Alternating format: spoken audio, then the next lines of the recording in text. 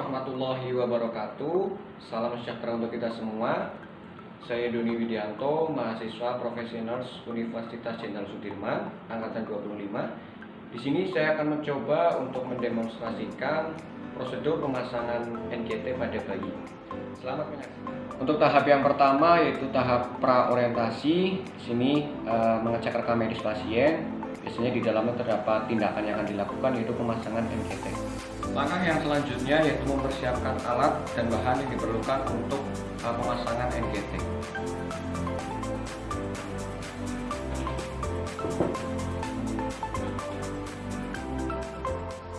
Langkah yang selanjutnya yaitu cuci tangan 6 langkah sesuai standar dari WHO menggunakan sabun. Assalamualaikum. Dengan Ibu Ratna ya? Ya, perkenalkan saya perawat Doni yang bertugas di rumah sakit ini. Ya, sebelumnya ini dedenya ya? Iya. Nah, tujuan saya ke sini untuk melakukan tindakan pemasangan NGT. Ya, karena kan dedenya itu kan lahir kurang bulan ya atau prematur. Jadi menurut dokter harus dilakukan pemasangan NGT. Nah, tujuannya untuk memberikan nutrisi pada dedenya, juga nanti memberikan terapi dan juga untuk mengecek cairan di lambungnya begitu. Nanti prosedurnya dedenya akan dimasukkan selang melalui hidung ya, melalui hidung sampai ke lambung. Nanti prosedurnya sekitar 10 menit, Bu. Ya, apakah Ibu mengizinkan? Ya, nanti dedenya saya bawa dulu ke ruang tindakan ya. Ya.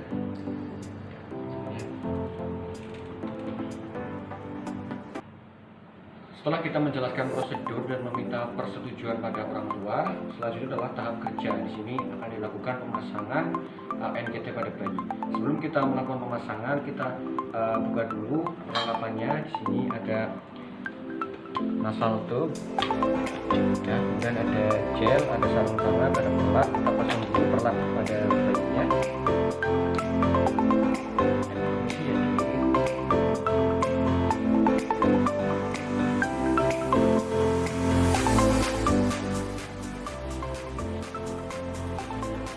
Untuk menjaga agar pemasangan lebih mudah, di sini posisikan bayi pada posisi semi koma dengan menggunakan kain ataupun handuk juga bisa.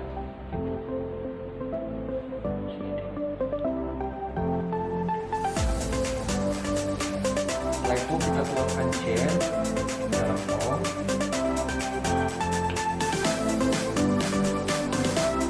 Untuk mempermudah nasal masuk ke dalam pasien dan juga mencegah terjadinya iritasi. Setelah itu kita dekatkan foam. Nah, setelah itu kita pakai sarung tangan.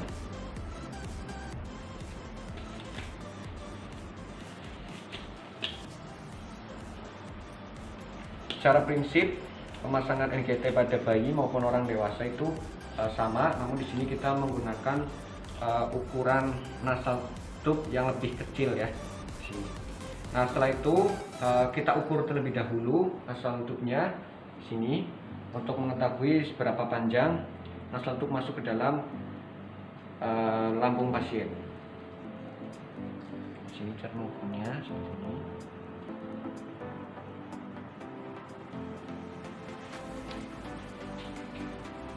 Nah, kira-kira di sini kita bisa melihat ukurannya. Di sini ada angka dan bisa juga memberikan tanda di sini dengan menggunakan hipafik seperti ini. Kemudian setelah kita ukur di sini pada angka 16 ya, kita berikan gel pada nasal tube-nya.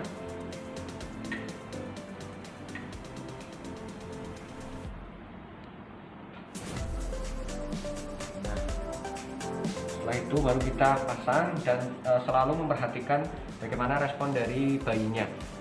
Nah, kita juga harus memfiksasi kepala bayi di sini. Kemudian kita masukkan pelan-pelan agak kepala bayi agak ditarik ke atas ya untuk memudahkan masuk. Ya. Pelan-pelan. Nah, di sini kita harus tetap melihat respon dari bayinya.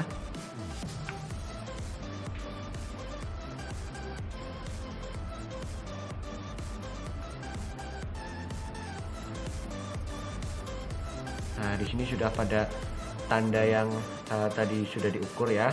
Setelah itu sebelum kita fiksasi, kita cek dulu apakah nasal tube ini masuk ke dalam lambung atau justru masuk ke dalam paru-paru. Caranya adalah dengan menggunakan squid ini. Nanti kita masukkan udara ke dalam nasal tube ini. Jika terdengar suara gelembung seperti angin yang ada di air, itu tandanya berarti nasal tube benar masuk ke dalam lambung, seperti itu.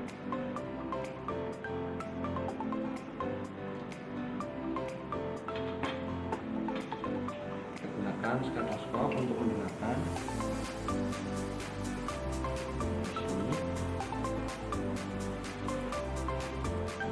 Nah, ternyata benar terdengar suara udara yang berada di air, dan artinya nasal tube ini tepat berada di lambung. Untuk cara lain juga bisa dengan menggunakan air ya, menggunakan air.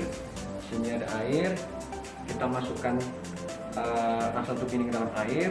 Apabila terdapat gelembung udara, nah itu dicurigai nasal tube ini masuk ke dalam paru-paru. Setelah kita mengecek atau memastikan bahwa nasal tube ini masuk ke dalam lambung pasien, kita lakukan fiksasi agar menghindari terjadinya risiko cedera pada bayi. Nah, di sini untuk fiksasinya yang pertama di bagian dekat hidung terlebih dahulu, sini.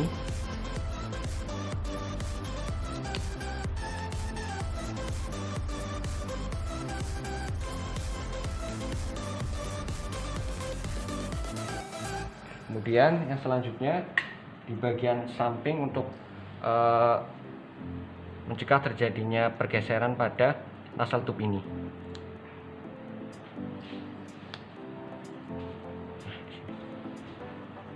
Ya, apabila pada saat tidak dilakukan pemberian terapi, ini harus dalam kondisi tertutup. Nah, apabila tidak ada tutupnya, kita bisa menggunakan squid ataupun juga bisa menekuk selangnya dan juga diikat seperti itu. Nah, ini pemasangan NGT pada bayi. Nah, setelah kita selesai melakukan pemasangan, jangan lupa kita rapikan alat-alatnya yang sudah kita gunakan.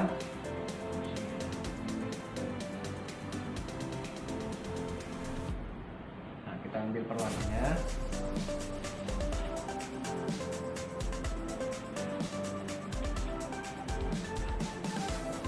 Nah, setelah itu kita cek lagi, kita lihat lagi respon dari pasien. Apakah pasien menunjukkan terjadinya mual ataupun batuk dan lain sebagainya. Kita harus tetap mengeceknya seperti itu. Nah, setelah tidak ada tanda-tanda tersebut, kita bisa beres-beres lagi, kita lepaskan tangan semua.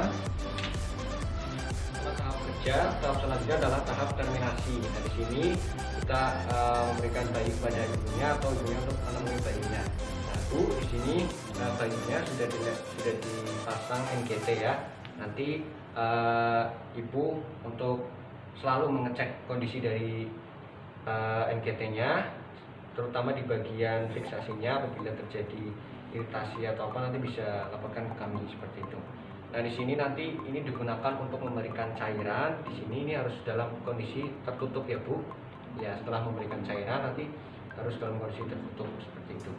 Nah, sebelumnya Bu, ada yang perlu ditanyakan? Tidak ada ya. Nanti kalau ada yang perlu dibantu, nanti panggil saya. Oke. Ya, saya permisi dulu Bu. Selamat pagi. Ya, setelah kita melakukan tahap kerja, jangan lupa kita melakukan dokumentasi. Nah, di sini dicatat bahwa telah dilaksanakan pemberian atau pemasangan NGT pada bayi Nyonya B dengan kondisi baik, dan juga tanda tangan kita dan waktu pemberian. Nah, itu terkait pemasangan prosedur NGT. Kurang lebihnya saya mohon maaf. Assalamualaikum warahmatullahi wabarakatuh.